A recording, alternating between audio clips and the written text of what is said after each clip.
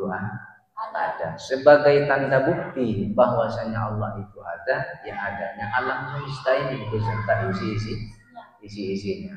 Tanda bukti adanya Allah adalah terciptanya alam semesta ini, yang sudah kita lihat tampak kenyataannya, itulah sebagai tanda bukti bahwasanya Allah itu ada. Berarti sifat wujud ini harus ada dalam diri Allah Subhanahu wa ta'ala. Tidak mungkin langsung ada musola kalau tidak yang membangun. Tidak mungkin. Oh, pas tiba-tiba muncul bani. Tidak ada yang membuat bani. Pasti ada. Yakin nggak kalau bani ada yang membuat? Jadikan tolak ukur sudah itu dalam kolom kita, dan jadikan tolak ukur dalam pemikiran kita. Kalau saya saja ada yang membuat, apalagi alam semesta ini. Setiap ada yang diciptakan, pasti ada yang menciptakan. Siapa yang menciptakan alam semesta ini beserta isi-isinya, termasuk diri kita ini? Allah Subhanahu wa ta'ala. Maka yang pertama yang harus dimiliki, wajib ada dalam diri Allah adalah sifat wujud. Sifat wujud itu bermakna ada. Yang kedua yang harus ada dalam diri Allah, wal qidam. Apa maknanya qidam? Maha terdahulu. Jadi sebelum adanya alam semesta ini, Allah sudah ada. Apakah berakhir juga Allah? Tidak berakhir.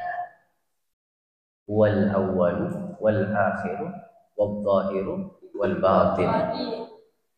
Dia yang awal, dia pula yang akhir.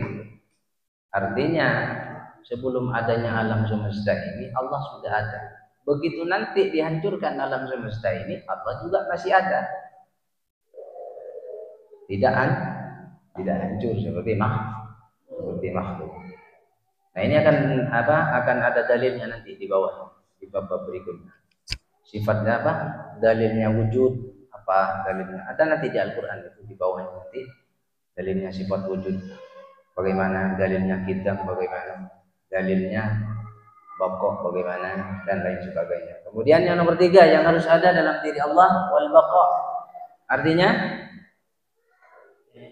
bermana? Apa maknanya baqo?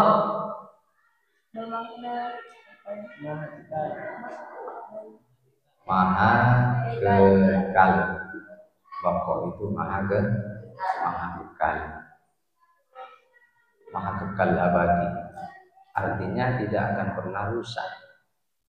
Tidak akan pernah kullu syai'in halikun illa wajhah. Semuanya akan rusak illa wajhah, kecuali Allah Subhanahu wa yabqa rabbuka dzul jalali wal ikram. Allah itu akan tetap, tidak berubah, tidak akan pernah berbeda dengan makhluk. Berikutnya, wal mukhalafatu lil hawadithi. Allah itu wajib memiliki sifat yang apa namanya? 1, 2, 3. Yang keempat ini, Allah wajib memiliki sifat yang keempat ini. Sifat apa? Mukhalaf. Wal mukhalafatu lil hawadithi. Sifat yang harus berbeda dengan perkara yang baru. Contoh, Allah itu harus berbeda dengan yang baru, dengan perkara yang baru. Kalau sama, berarti sama-sama makhluk. Contoh, yakin tidak kalau pintu musola ini ada yang membuat? Yakin? Ada yang tidak yakin? Kalau pintu musola ini ada yang membuat? Yakin? Siapa yang membuat? Tidak mungkin kucing. Tidak mungkin kucing yang membuat, pasti orang. Tapi pertanyaannya, tahu nggak siapa yang membuat itu? Hah? Wajib. Pertanyaannya Pak Ustadz, sesuai dengan sifat Allah yang harus dimiliki di sifat yang keempat, wal mukhalafatu lil hawadithi. Seperti yang tadi Pak Ustadz tanyakan, yakin tak kalau pintu ini ada yang membuat? Jawaban kita ya, yakin bahwa pintu itu ada yang membuat, pintunya musola ini ada yang membuat.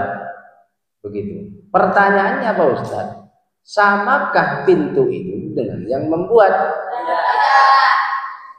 Tidak. Sama? Tidak. Siapa yang membuat pintu? Wajib. Nah, samakah pintu? Tidak. Dengan yang membuat? Tidak. Tidak mungkin Nah, kalau pintu saja dengan yang membuat tidak sama, apalagi Allah. Apalagi ya? Allah harus berbeda. Allah itu harus berbeda dengan perkara yang baru. Berbeda. Contoh, manusia juga punya keinginan, punya kehendak. Punya keinginan, punya kehendak juga. Punya angan-angan, keinginan itu. Punya kehendak. Dengan angan-angannya itu sehingga kehendaknya itu dilakukan. Misal, saya ingin ke tubuh-tubuh. Punya keinginan. Manusia juga punya keinginan sebagaimana Allah punya keinginan. Tapi keinginan kita dengan keinginan Allah tidak sama. Kehendak kita dengan kehendak Allah tidak sama, walaupun sama-sama punya kehendak.